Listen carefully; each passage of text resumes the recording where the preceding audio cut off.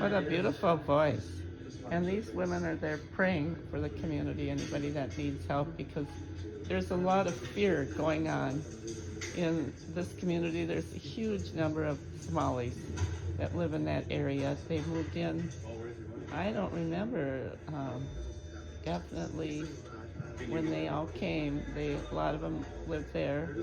It's a wonderful community. They have a lot of, you can buy Somali um, gifts there. They have their own stores right there on the West Bank. Beautiful tapestries, and they are the men in the Somali community are the sewers. They sew clothes. And that, you don't see the women that much. I think it's traditional that they're on the sewing machine sewing clothes. And there's just a lot of beauty about the Somali culture. And right now, ICE is gunning for Somali people. President Trump said horrible, horrible things about them, and they're now in Minnesota, ICE. So Mercado here, he is going after ICE. He's trying to document it and trying to frustrate ICE from taking people. They just took a 6-year-old boy and disappeared him. These people, I don't know who they are, but someday they're going to be prosecuted. But we have praise circles. There's the church ladies. And anyways, the community, we're all really worried. So we're sending up a lot of prayers. And this is at the Brian Coyle Center in Minneapolis, Minnesota, on the West Bank. But I will let you go now. We are all going to be on the alert, and we are all getting together, and we're going to find out where they are, and we're going to descend upon them, and we're going to stop them, and we're going to kick them out of Minneapolis, because they don't belong here. ICE, you go home. You have no business here, and you get out. And if you don't, you're going to be arrested and prosecuted for murder someday, and disappearing children, and all the horrible things that you're doing. And okay, you might be video game players. You think you're playing a video game and it's fun. You get a gun. You get to run around and grab people and tie them up and put them in these horrible places. That's fun to you. It's like a game. This isn't a game. This is not a video game. This is life. And you have got to stop it, because you are going to be prosecuted. This is against American Constitution. We have rules of law, and everything's going haywire right now. But believe me, just like the Germans did with the Nazis, they got their power back, and they prosecuted every Nazi. They were hung. So if you're responsible for any of this, hurting children, hurting mothers and innocent people, and people that are American citizens, they have a citizen papers. You have citizen papers. You work long and hard for them. And then you come in and take them because they look like somebody? Okay? Is that all right? So I am we are going to totally gun for you here in Minnesota. We're already on the alert. Mercado's been chasing them down. He's been chasing like a storm chasing, but instead of chasing storms, he's been chasing ice storms, because what we have in Minnesota right now is an ice storm. And he follows their cars, and then what happens, if you are following them, you start honking your horn. So there's usually a bunch of them that follow him. Right now they're more elusive, and they're catching on, so they're not doing that anymore. But we know that they're gunning for Somali communities. We have them in my neighborhood in Northeast, and they're wonderful neighbors.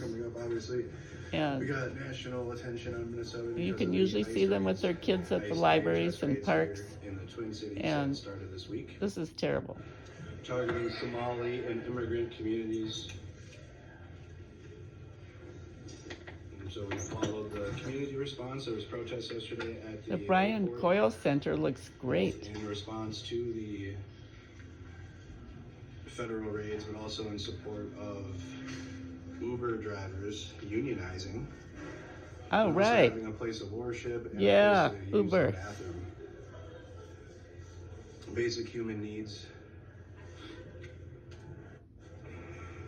So we're going to be getting ready for the press conference now and get everything all situated. I worked at Midtown Global Market. I had a shop with at the art shop. Guys,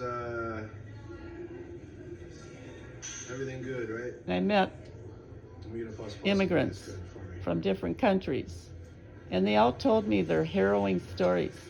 And one man stable stream the whole time, right? was a wonderful man We'll be back driving and that was at the art shop. On patrol after the press conference. We're going to be following everything that's happening in the city, though, you guys. So we'll be I'll turn this down. Or protests and whatever happens. I just don't feel like. See if we can remember. He was a wonderful man, wonderful artist. Oh my goodness, can I remember his name? Maybe it'll come to me. But he told me about his trip over. And what they did was he came home from college. He studied sculpture and art in Florence, Italy. He came home and he noticed, he was told there was police everywhere, or soldiers, and he was told to get some stuff quickly and get out of the house. Everybody, he noticed, was lined up at the wall and standing there with their, and it was 100+ degrees because it's desert country. And I don't know if I have this completely right in memory, because I think he was told to go get stuff, and then when he came out, they made him stand against a wall with a whole bunch of people. And there was a wall outside their family complex. They had a big family complex. He was middle class from, I believe it was Baghdad. And so he stood out forever. And he said he could hardly stand anymore. It was so awful. Then finally, they left. They were going to shoot him. They were, but then somebody, they were going to shoot him, stand against the wall and shoot him. And they stood there forever, just waiting to be shot. This is his story. And suddenly, this one guy comes and he says, "You can't shoot him." "What do you mean?" And they argued forever.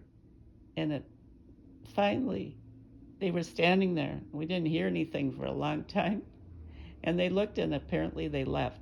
So he quickly ran in the house, his father's home. And there was not much to get. It was pretty destroyed. So he said he left, and he just kept walking, and he had a comb in his pocket, pretty much, not much else. And it took a long time, and he got to this refugee camp in Kenya with his family. And they each came over at a different time. They had to apply to get in. They couldn't come together. His mother went somewhere else, and he went to the United States. And he escaped with his life. And this is what happens to people like the Somalis. But he has a citizenship papers, and I imagine he's on that list too because he's Somali. So they can come after him. And this is what we're talking about. And I've had nothing but positive things with the Somali community. They've always treated me with respect. I'm in a wheelchair, and some communities don't. So this is what we're here. We're at the Brian Coyle Center in the Riverside, West Bank.